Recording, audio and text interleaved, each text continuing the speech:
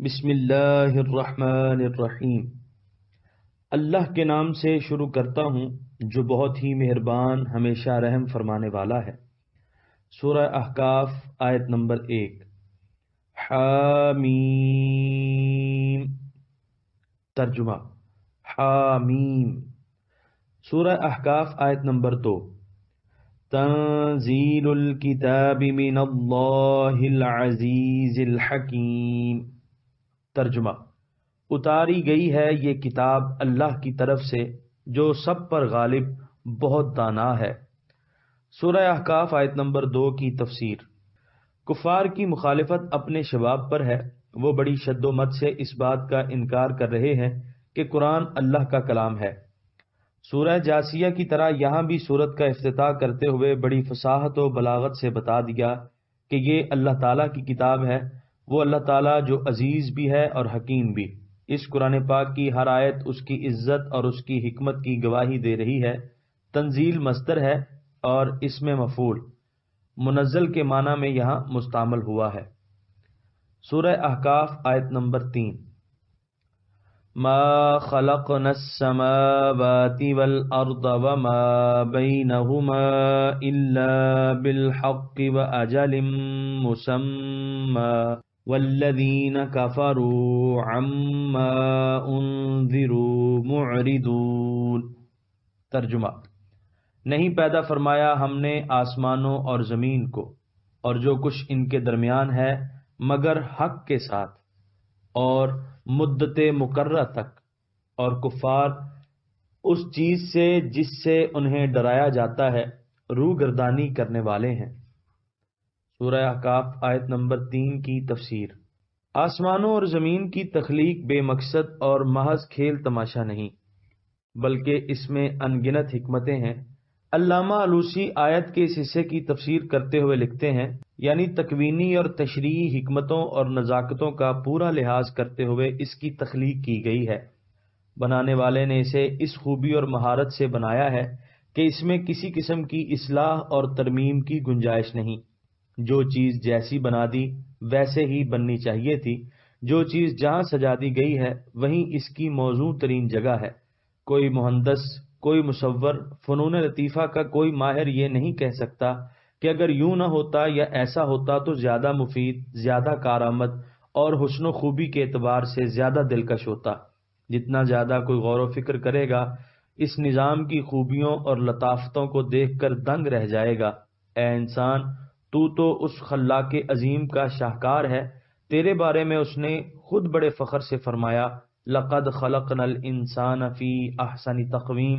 ذرا اپنی رعنائیوں اور دل ربائیوں کو آئینہ فطرت میں دیکھ، تجھے محسوس ہوگا کہ زمین کی وسعتیں، پہاڑوں کی بلندیاں، سمندروں کی روانیاں، آسمانوں کی پہنائیاں تیری عظمتوں کو سلام کر رہی ہیں۔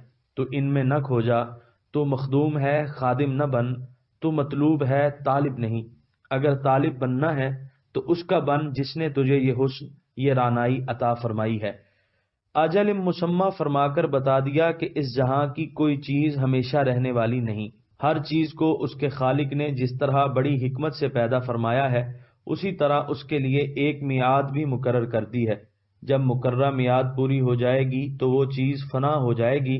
تم آسمانوں کی پختگی اور زمین وغیرہ کی مضبوطی کو دیکھ کر اس غلط فہمی میں مبتلا نہ ہو جاؤ کہ دنیا یوں ہی رہے گی، کبھی فنا نہ ہوگی۔ اس دنیا کی عمر طویل ہو سکتی ہے لیکن اسے ایک روز ختم ضرور ہونا ہے۔ اس کے بعد تمہیں پھر زندہ کیا جائے گا اور تم سے تمہارے اعمال کی باز پرس ہوگی۔ خوش نصیب وہ ہے جو بر وقت ہوشیار ہو جاتا ہے اور اپنے مستقبل کو درخشاں کرنے کے لیے سرگرم عمل رہتا ہے۔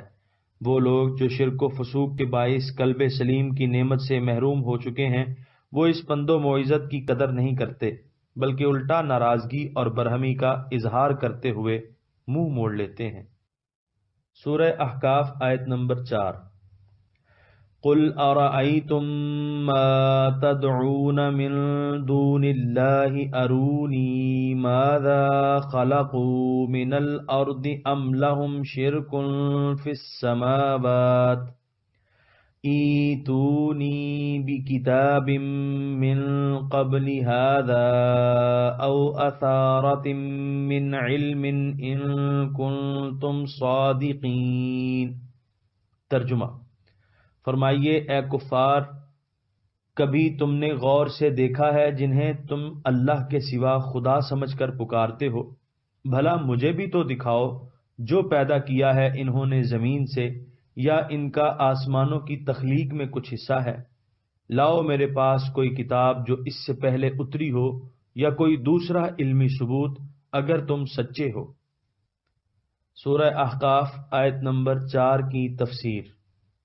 مشرکین جو بڑے زور شور سے اپنے بتوں کی عبادت کیا کرتے تھے، اور اگر اس پر انہیں ٹوکا جاتا تو وہ بہت برہم ہوتے، ان سے پوچھا جا رہا ہے کہ جن کو تم نے معبود بنا رکھا ہے اللہ تعالیٰ کی عبادت کو چھوڑ کر تم نے ان کی پوجا شروع کر رکھی ہے، کیا اس کی کوئی معقول وجہ بھی تم بتا سکتے ہو؟ کیا کرۂ زمین کی کسی چیز کے وہ خالق ہیں؟ آسمان کی آفرینش میں کیا ان کا کوئی حصہ ہے؟ اگر تمہارے پاس کوئی تحریری ثبوت ہے تو پیش کرو، اور اگر تم خود اس بات کا اعتراف کرتے ہو کہ اس وسیع و عریض کائنات کی ہر چھوٹی بڑی چیز کا خالق اللہ تعالیٰ ہے، تو پھر اس خالق و حکیم کو چھوڑ کر کسی پتھر، کسی بے روح یا ذی روح شے کی پوجا کرنا کتنی بڑی حماقت ہے۔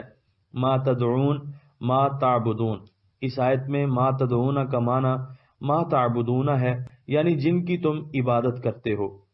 اگر تمہارے بتوں نے زمین و آسمان کی تخلیق میں کچھ حصہ لیا ہے تو اسے دلیل سے ثابت کرو۔ قرآن کریم کو تو تم تسلیم نہیں کرتے، آخر اس سے پہلے بھی کئی آسمانی کتابیں نازل ہوئی ہیں، ان میں سے کسی میں یہ لکھا ہوا دکھا دو کہ تمہارے فلاں بت یا فلاں معبود نے زمین و آسمان کی فلاں چیز بنائی ہے۔ اگر تم اس قسم کا کوئی حوالہ کسی آسمانی کتاب سے نہیں دکھا سکتے تو چلو کوئی عقلی ثبوت ہی پیش کر دو۔ علامہ ابو حیان اندلسی آثارات من علم کی تشریح کرتے ہوئے فرماتے ہیں، یعنی وہ علم جو پہلے علماء و عقلاء سے منقول ہوتا چلا آ رہا ہے۔ ابو سلمہ بن عبد الرحمن اور قتادہ نے فرمایا، یعنی وہ علم جو صرف تمہیں حاصل ہوا، تم سے پہلے جو لوگ گزرے ہیں ان کی رسائی اس تک نہیں ہوئی۔ اگر تمہارے پاس نہ کوئی نقلی دلیل ہے اور نہ عقلی دلیل، تو پھر بلا وجہ جان بوجھ کر ایسی غلطی نہ کرو جس کی سزا ابدی جہنم ہے۔ سورہ احقاف آیت نمبر 5۔ وَمَنْ أَضَلُّ مِمَّنْ يَدْعُو مِنْ دُونِ اللَّهِ مَنْ لَا يَسْتَجِيبُ لَهُ إِلَى يَوْمِ الْقِيَامَةِ وَهُمْ عَنْ دُعَائِهِمْ غَافِلُونَ۔ ترجمہ، اور کون زیادہ گمراہ ہے اس بدبخت سے جو پکارتا ہے اللہ کو چھوڑ کر ایسے معبود کو جو قیامت تک اس کی فریاد قبول نہیں کر سکتا، اور وہ ان کے پکارنے سے ہی غافل ہیں۔ سورہ احقاف آیت نمبر 5 کی تفسیر۔ مشرکین بتوں کی پرستش کیا کرتے تھے، انہوں نے بیت اللہ شریف میں 360 بت نصب کر رکھے تھے۔ اپنے اپنے گھروں میں جو مورتیاں انہوں نے سجا رکھی تھیں وہ ان کے علاوہ تھیں۔ ان کی اس کھلی گمراہی بلکہ حماقت کو بڑے مؤثر انداز میں پیش کیا جا رہا ہے کہ اے عقل کے اندھو، تم ان بتوں کی پوجا کرتے ہو جو نہ سن سکتے ہیں نہ جواب دے سکتے ہیں، وہ بھلا کسی مشکل وقت میں تمہاری مدد کیا خاک کریں گے؟ اس سے زیادہ نادان اور گمراہ اور کون ہو سکتا ہے؟ علامہ ابن کثیر اس آیت کی تفسیر کرتے ہوئے لکھتے ہیں، یعنی اس آدمی سے زیادہ گمراہ اور کوئی نہیں جو اللہ تعالیٰ کو چھوڑ کر بتوں کی پوجا کرتا ہے اور ان سے ایسی چیزیں مانگتا ہے جو وہ قیامت تک نہیں دے سکتے۔ جو وہ کہہ رہا ہے وہ اس سے غافل ہیں، نہ سنتے ہیں نہ دیکھتے ہیں نہ پکڑتے ہیں، کیونکہ وہ بے جان پتھر ہیں جو بالکل بہرے ہیں۔ علامہ ابو حیان اندلسی کی عبارت بھی ملاحظہ ہو، یدعون من دونہ جمادا الا یستجیب لہم ولا قدرت بہ علی استجابتہ، یعنی وہ ایسے بے جان پتھر کو پکارتے ہیں جو انہیں نہ جواب دے سکتا ہے اور نہ اس میں جواب دینے کی طاقت ہے۔ بعض مہم جو لوگ جو ملت کے اتحاد کو انتشار کا شکار بنانا چاہتے ہیں، رات دن اس دھن میں لگے رہتے ہیں کہ ملت میں نئی ملت تخلیق کریں۔ وہ یہ آیت اہل سنت پر چسپاں کرتے ہیں، معاذ اللہ۔ بحمدہ تعالی اہل سنت میں سے کوئی ان پڑھ سے ان پڑھ بھی اللہ جل مجدہ کے سوا کسی کی خدائی اور الوہیت کا عقیدہ فاسدہ نہیں رکھتا، جب وہ اللہ تعالیٰ کے محبوب، تمام نبیوں کے سردار، تمام رسولوں کے سرتاج، اپنے آقا و مولا اور دونوں جہان کے آسرا محمد مصطفیٰ صلی اللہ علیہ وآلہ وسلم کے بارے میں یہ عقیدہ رکھتا ہے کہ اشہد ان محمدن عبدہ و رسولہ، اور نماز میں کئی کئی بار اس شہادت کا اعادہ کرتا ہے، تو وہ کسی اور کو کیوں کر خدا یا خدا کا ہمسر اور شریک تصور کر سکتا ہے؟ یہ محض بہتان اور افتراء عظیم ہے کہ اہل سنت کسی کو خدا کا شریک بناتے ہیں۔ ھذا افک مبین و بہتان عظیم۔ ضیاء القرآن میں مختلف مقامات پر اس کی تشریح گزر چکی ہے۔ خارجیوں، جدید اور قدیم کے علاوہ تمام امت اس بات پر متفق ہے کہ حضور سرور عالم صلی اللہ علیہ وآلہ وسلم کی بارگاہ بے کس پناہ میں جب کوئی غلام صلاۃ و سلام عرض کرتا ہے تو حضور صلی اللہ علیہ وآلہ وسلم اس کو سلام کا جواب فرماتے ہیں، جس کو خاص اپنے کانوں سے سنتے ہیں اور لذت جواب سے سرشار ہوتے ہیں۔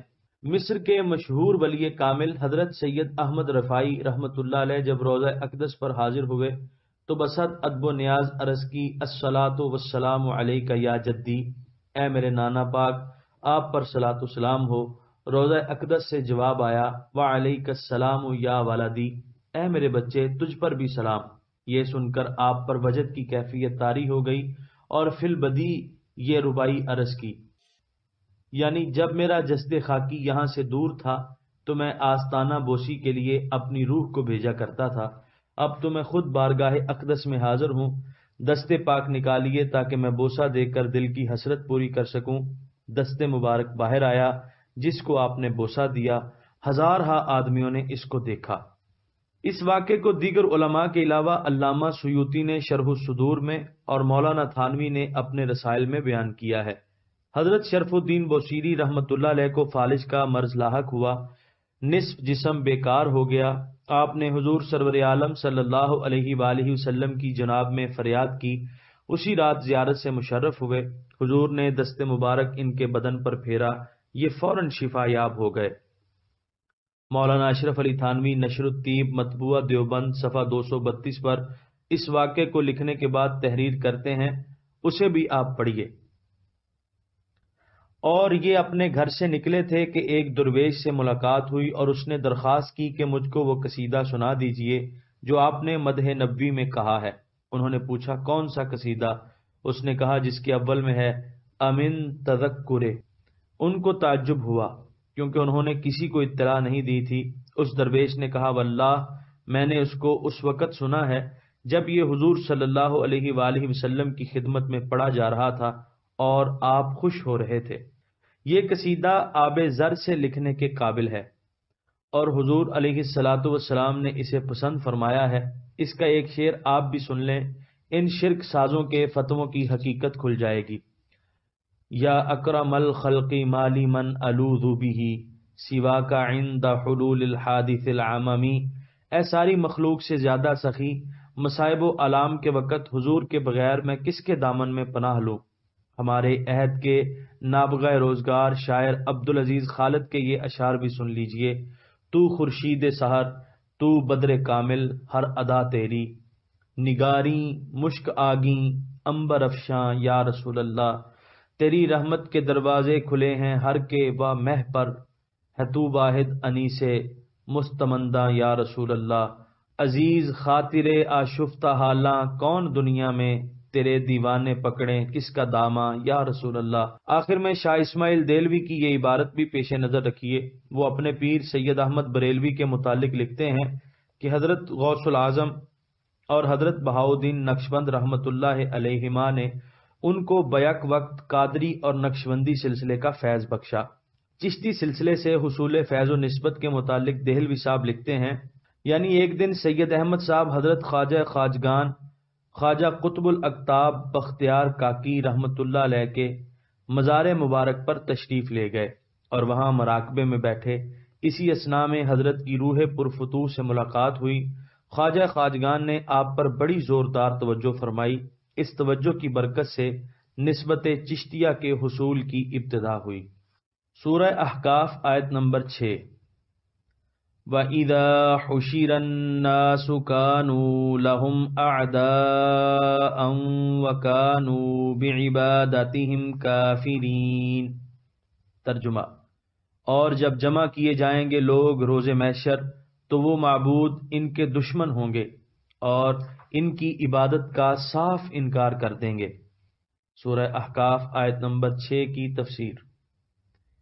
بتوں کے پجاریوں کو بتایا جا رہا ہے کہ روز محشر جب تمہیں پکڑ کر لایا جائے گا، تمہارے عقائد فاسدہ اور اعمال سیئہ کی باز پرس شروع ہوگی، تو تمہارے وہ جھوٹے معبود جن کی عمر بھر تم عبادت کرتے رہے تھے وہ تمہارے دشمن بن جائیں گے۔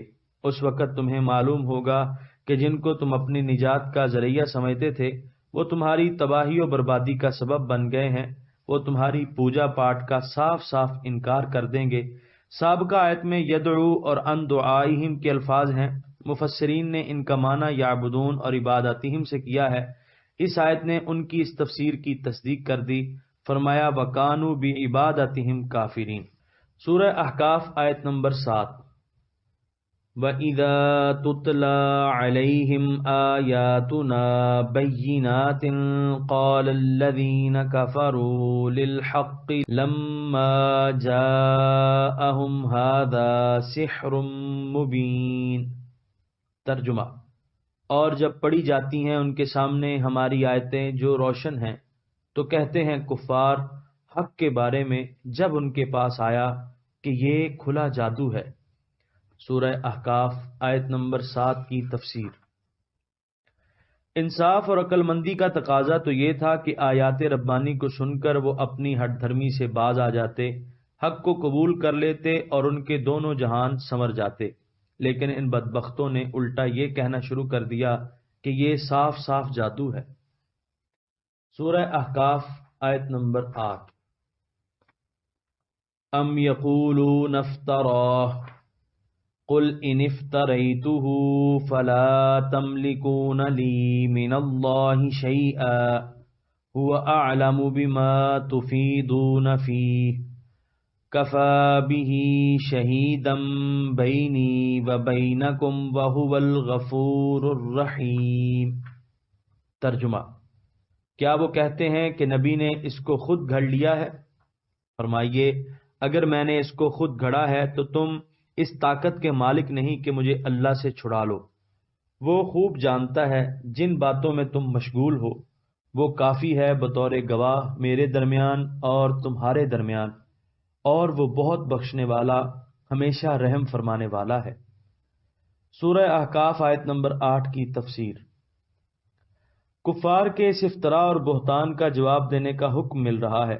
اگر یہ کتاب اللہ تعالیٰ نے نازل نہیں کی، میں نے خود اس کو گھڑا ہے اور اللہ تعالیٰ کی طرف اس کی جھوٹی نسبت کر رہا ہوں تو یہ ایک سنگین جرم ہے جس کی سزا بڑی المناک ہے، اور تم میں سے کسی میں یہ ہمت اور قوت نہیں کہ اگر مجھے سزا ملنے لگے تو تم مجھے چھڑا سکو۔ تم خود سوچو، کیا میں اپنی جان پر ایسا ظلم ڈھا سکتا ہوں اور اپنے آپ کو خدا کے غضب کا ہدف بنا سکتا ہوں؟ ہرگز نہیں، ہرگز نہیں۔ تم بھی یہ سمجھ لو کہ جو مذاق تم کر رہے ہو اور جس شغل میں تم لگے ہوئے ہو اللہ تعالیٰ اس کو بھی خوب جانتا ہے، اور تمہاری اس بہتان تراشی کی سزا ضرور وہ تمہیں دے گا۔ تفیدون کسی کام میں کھو جانا، منہمک ہو جانا، کسی گفتگو میں محو ہو جانا۔ فرمایا میں حق پر ہوں یا تم؟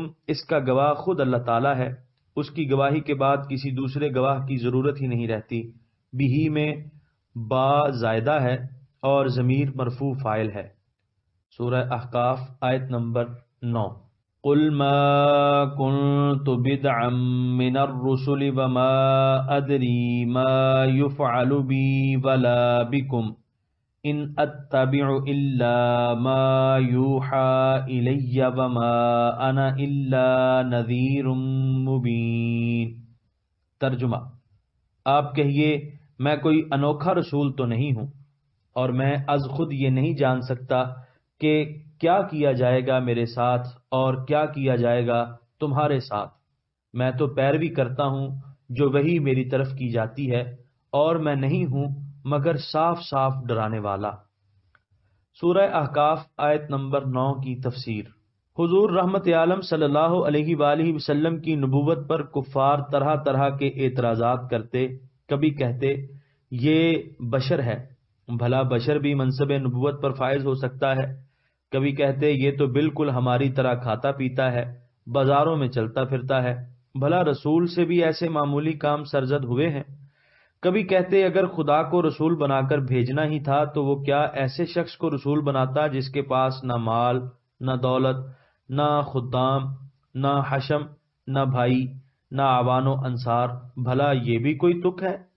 ہمارے ہاں بڑے بڑے رؤساء ہیں جو زیرک بھی ہیں اور تجربے کار بھی، ان کی اثر و رسوخ کا دائرہ بڑا وسیع ہے، عرب کے تمام قبائل کے دلوں پر ان کی دھاک بیٹھی ہوئی ہے، ان کی دولت و ثروت کے افسانے دور دور تک مشہور ہیں۔ منصب رسالت کے لیے اللہ تعالیٰ نے ان میں سے کسی کو کیوں منتخب نہ کیا؟ پھر وہ فرمائشیں کرتے ہیں کہ ہم تب مانیں گے اگر یہ خشک کالے پہاڑ یہاں سے دور ہٹا دیے جائیں، حد نگاہ تک ہموار میدان ہو، اس میں چشمے ابلنے لگیں، نہریں بہنے لگیں، وغیرہ وغیرہ۔ ان سب ہرزہ سرائیوں کے جواب میں صرف ایک ہی پرمغز بات فرمانے کا حکم دیا کہ اے رونق بزم ہستی، اے شمع محفل امکان، آپ انہیں کہیں کہ کیا میں نرالا رسول ہوں؟ مجھ سے پہلے کوئی نبی اور رسول نہیں آیا۔ اگر میں پہلا رسول ہوتا تو تمہاری ان اکھڑی اکھڑی باتوں میں کچھ وزن ہوتا اور ان کے جواب کی طرف توجہ کی جاتی۔ جب مجھ سے پہلے کثیر تعداد میں پیغمبر آ چکے ہیں اور ان میں سے بعض کو تو تم بھی مانتے ہو اور ان کا احترام کرتے ہو، کیا وہ انسان نہ تھے؟ کیا وہ کھاتے پیتے نہ تھے؟ کیا وہ زر و سیم کے انباروں کے مالک تھے؟ کیا وہ اپنی امت کی ایسی بےہودہ فرمائشوں کو پورا کیا کرتے تھے؟ جب ایسا نہیں تھا تو تم میرے متعلق یاوہ گوئی کیوں کرتے ہو؟ میرا کام ظاہری چشمے جاری کرنا نہیں، میں تو معرفت الہی کے چشموں سے تمہارے اجڑے ہوئے چمن حیات کو از سر نو بہار آشنا کرنے آیا ہوں۔ ان پہاڑوں کو تو تم ڈائنامٹ سے بھی اڑا سکتے ہو، میں ایسے حجابات اٹھانے کے لیے آیا ہوں جنہوں نے تمہارے دلوں کی آنکھوں کو اندھا بنا رکھا تھا۔ مجھ سے جو اور چنے کے بھاؤ نہ پوچھو، مجھ سے اپنے رب کریم کے قرب و رضا کے طریقے سیکھو۔ میں تمہیں اس بت کدہ تصورات سے نکال کر حریم ذات تک لے جاؤں گا۔ مجھ سے اس چور کے بارے میں سوال نہ کرو جو تمہارا گھوڑا اور اونٹ چرا کر لے گیا ہے، مجھ سے اس راہزن اور ڈاکو کا پتہ پوچھو جو دن دہاڑے تمہارے ایمان و ایقان کے خزانے پر ڈاکہ ڈال رہا ہے، اس کا پورا پتہ اور نشان بتاؤں گا، تم اسے رنگے ہاتھوں پکڑ لو گے۔ کیا ہوا اگر میرے پاس خزانے نہیں؟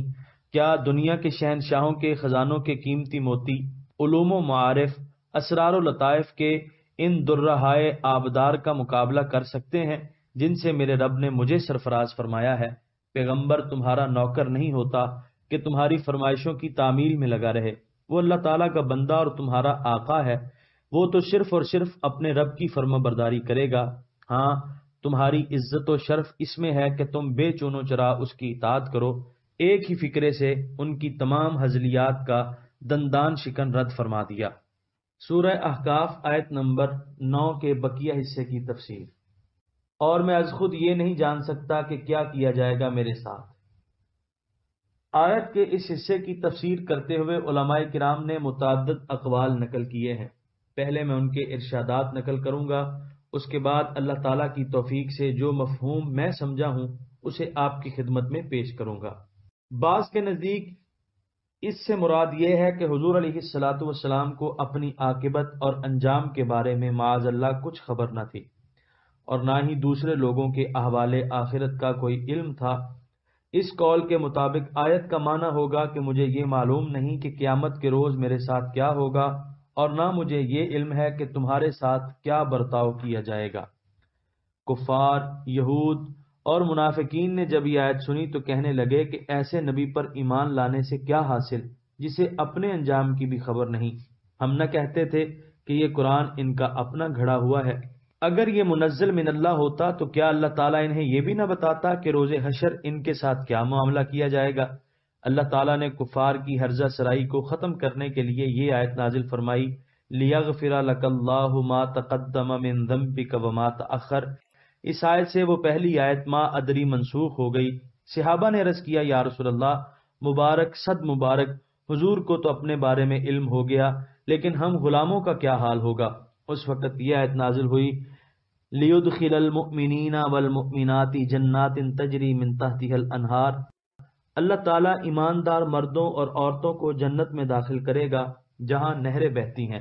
علماء محققین نے اس قول کو تسلیم کرنے سے انکار کر دیا کیونکہ یہ خبر ہے اور نسخ اخبار کا نہیں ہوتا اور اوامر و نواہی کا ہوتا ہے۔ نیز یہ آیت مکی ہے اور سورہ فتح کی آیت صلح حدیبیہ کے موقع پر سال ہا سال بعد نازل ہوئی۔ حالانکہ اگر کسی آیت میں اجمال ہو تو اس کے بیان میں تاخیر ناروا ہے۔ نیز سورت کے ابتدا سے خطاب کفار و مشرکین سے ہے۔ یہ کیسے ہو سکتا ہے کہ اللہ تعالیٰ اپنے رسول کو حکم دیں کہ تم کفار کو بتا دو کہ مجھے اپنے انجام کی کوئی خبر نہیں۔ کفار بڑی آسانی سے یہ کہہ کر حضور کی دعوت کو مسترد کر سکتے تھے کہ جب آپ کو اپنے بارے میں کچھ خبر نہیں تو پھر ایک غیر یقینی چیز کی طرف دعوت دینے کے لیے یہاں کیسے آدم کے جائیے، تشریف لے جائیے۔ چنانچہ ابن جریر طبری، قرطبی، مظہری اور دیگر اکابر نے اس قول کو تسلیم نہیں کیا۔ وہ فرماتے ہیں کہ حضور پرنور علیہ الصلاۃ والسلام کو روز اول سے اپنی نجات کا یقین تھا۔ قرآن کریم کی کثیر التعداد آیات ہیں جن میں اہل ایمان کو مغفرت کا مجدہ ہے اور منکرین کو دوزخ کی وعید۔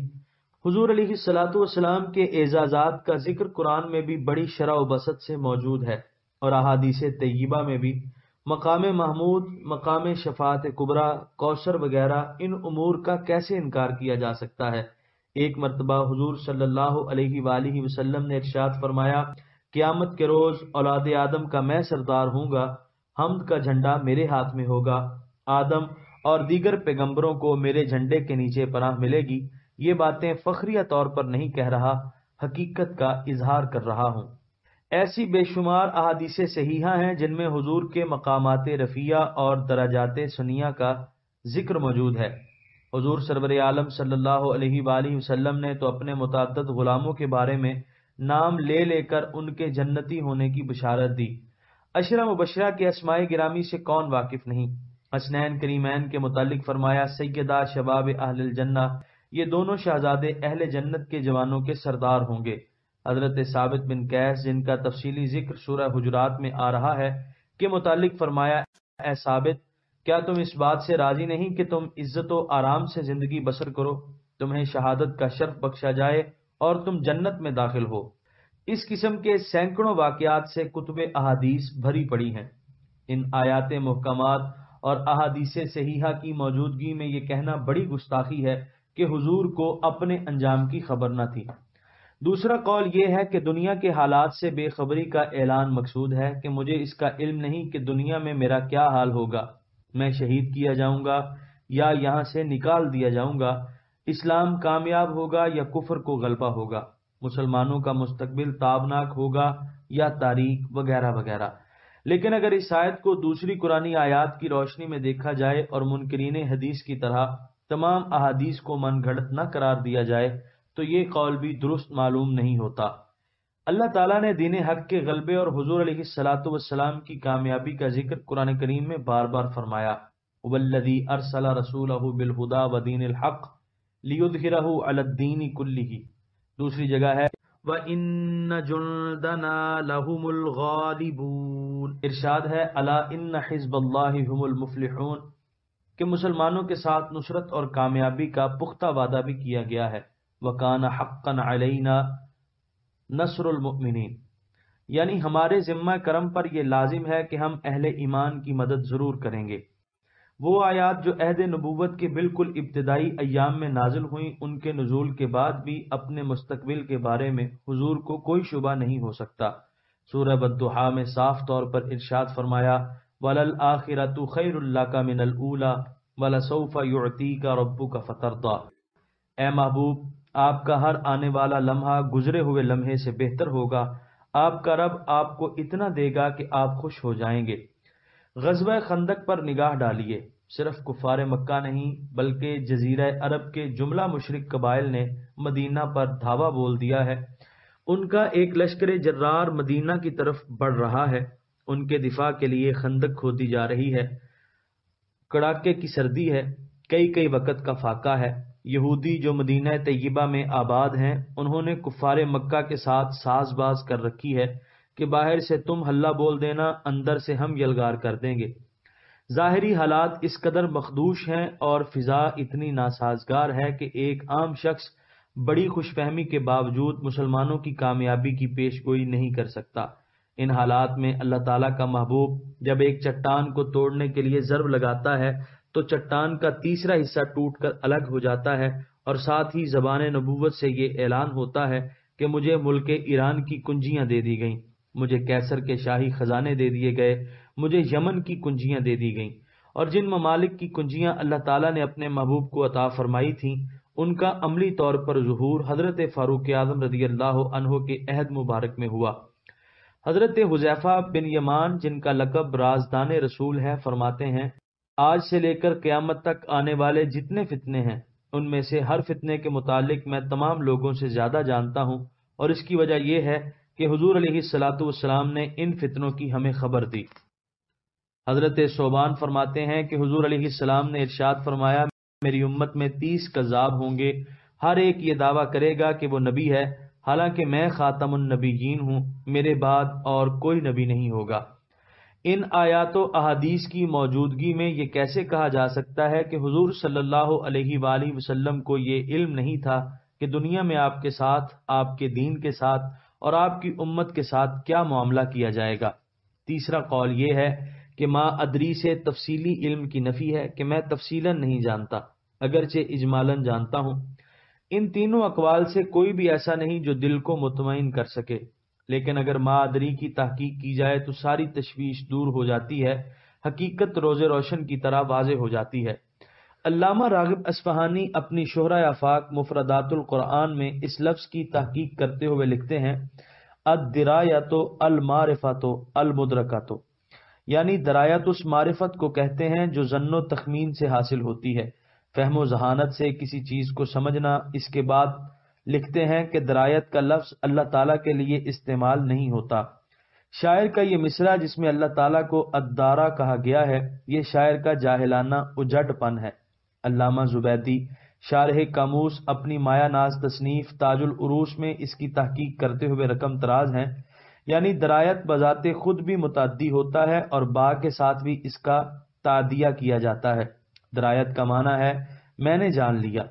میرے شیخ کہتے ہیں کہ علم و درایت ہم معنی ہے، لیکن دوسرے علماء لغت نے تصریح کی ہے کہ درایت علم سے خاص ہے، یا ہیلہ و قیاس سے کسی کو جاننا درایت کہلاتا ہے، اسی لیے اس کا اطلاق اللہ تعالیٰ پر نہیں کیا جاتا۔ اور ایک رجز گو نے درایت کی نسبت اس مصرے میں ذات باری کی طرف کی ہے، یہ اس کا گنوار پن ہے۔ علامہ ابن عابدین نے درایت کی تشریح ان الفاظ سے کی ہے الدرایۃ اے ادراک العقل بالقیاس علی غیرہ، یعنی عقل کا بذریعہ قیاس کسی چیز کو جاننا۔ ان تصریحات سے واضح ہو گیا کہ درایت کا مفہوم یہ ہے کہ غور و فکر، ظن و تخمین اور قیاس آرائی سے کسی چیز کا علم حاصل کرنا۔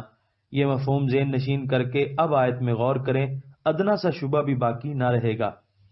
نہ تخصیص کی ضرورت پڑے گی، نہ نسخ کا قول کرنا پڑے گا۔ آیات قرآنی میں باہمی تضاد یا احادیث صحیحہ سے تعارض کی نوبت بھی نہ آئے گی۔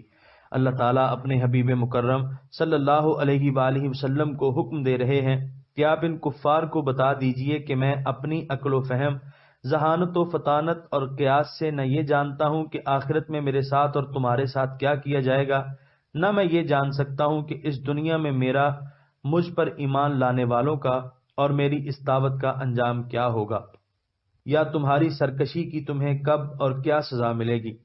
ان امور کو میں اپنی فہم و فراست سے نہ تفصیلاً جان سکتا ہوں اور نہ اجمالاً۔ میرا علمی سرمایہ میری عقل و شعور کا اثر نہیں بلکہ اللہ تعالیٰ کا دیا ہوا ہے۔ اگر میں نے غور و فکر سے ان حقائق کو جانا ہوتا تو اس میں شک و شبے کی گنجائش ہو سکتی تھی، اور تمہیں یہ حق پہنچتا تھا کہ اس کو جانچو اور اپنی کسوٹی پر پرکھو، لیکن میرا علم تو اللہ تعالیٰ کا دیا ہوا ہے، اس میں شک و شبے کا ذرا شائبہ نہیں۔ ما ادری سے درایت کی نفی ہے۔ ما یوحا الیہ سے علم خداداد کا ثبوت ہے۔ سکھلانے والا اللہ تعالیٰ ہو اور سیکھنے والا مصطفیٰ علیہ التحیۃ والثناء ہو، استاذ عالم الغیب والشہادہ ہو اور تلمیذ غار حرا کا گوشہ نشین ہو، بھیجنے والا رب العالمین ہو اور آنے والا رحمت للعالمین ہو، وہاں کمی رہے گی تو کیسے؟ کوئی نقص ہوگا تو کس جانب سے؟ آخر میں مفسرین کرام کی چند آراء بھی ملاحظہ فرمائیے۔ آپ کا آئینہ دل ہر قسم کے گرد و غبار سے پاک ہو جائے گا۔ علامہ ابن جریر طبری نے اس آیت کی تفسیر کرتے ہوئے متعدد اقوال لکھے ہیں۔ ان میں سے ایک قول حضرت حسن بصری رحمۃ اللہ علیہ کا ہے۔ وہ فرماتے ہیں یعنی یہ کہنا کہ حضور کو یہ علم نہ تھا کہ آخرت میں حضور کے ساتھ کیا کیا جائے گا، تو ایسی نازیبا بات سے ہم اللہ تعالیٰ کی پناہ مانگتے ہیں۔ حضور کو اس وقت سے اپنے ناجی ہونے کا علم تھا جب روز اول ارواح انبیاء سے حضور پر ایمان لانے کا وعدہ لیا گیا تھا، بلکہ آیت کا مطلب یہ ہے کہ میں نہیں جانتا کہ دنیا میں مجھے سابقہ انبیاء کی طرح جلا وطن کر دیا جائے گا یا نہیں۔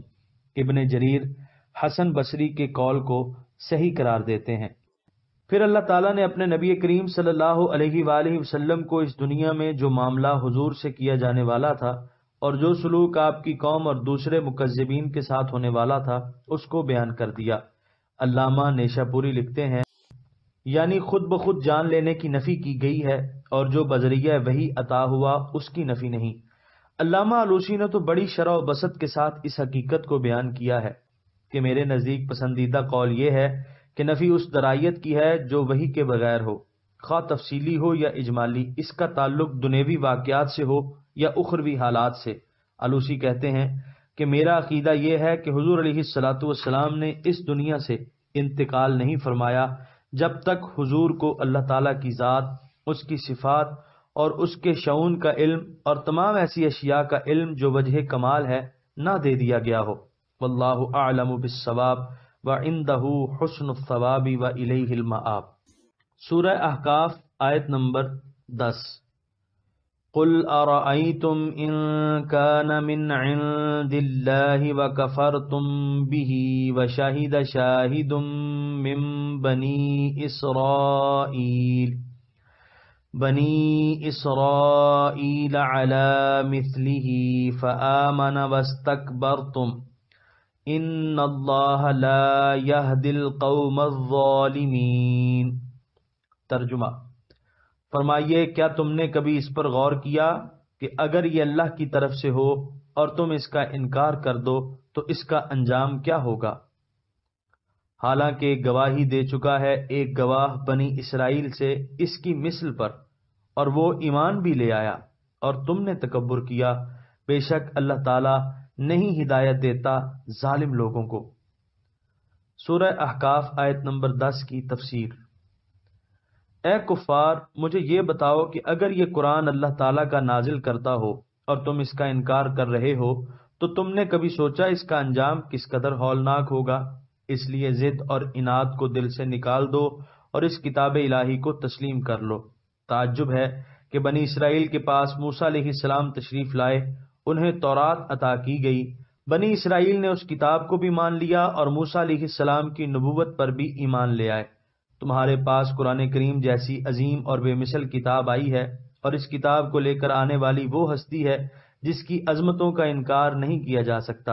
اس کے باوجود نہ تم کتاب پر ایمان لائے ہو اور نہ اللہ تعالیٰ کے پیارے رسول پر، تم نے غرور اور سرکشی کی روش اختیار کر رکھی ہے۔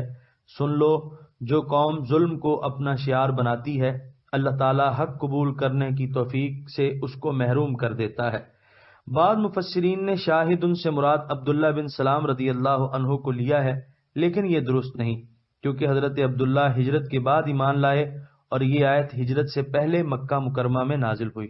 حضرت مسروق کا قول ہے فَالتَّوْرَاتُ مِثْلُ الْقُرْآنِ وَمُوسَى مِثْلُ مُحَمَّدٍ وَآمَنُوا بِالتَّوْرَاتِ بِرَسُولِهِمْ فَكَفَرْتُمْ۔ یہاں پر 26ویں پارے کا پہلا رکوع مکمل ہوا۔